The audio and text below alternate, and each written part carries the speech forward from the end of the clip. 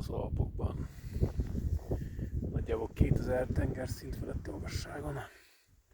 És itt vannak a Nigritella cornelianák. Piros színváltozat. Egyébként alapvetően két színű szokott lenni. Alul világosabb színű, szinte fehéres, felül pedig egy ilyen kis égett piros szín.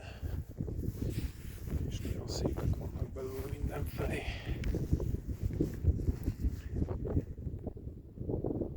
És nagyon jók a felhők is. Itt van zöldike ujjas kosmar. Fenn a havasokban azért eléggé törpeméretűen fordulnak elő.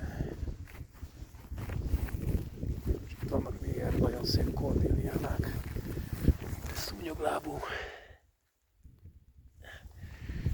Vannak kakasztaréjok.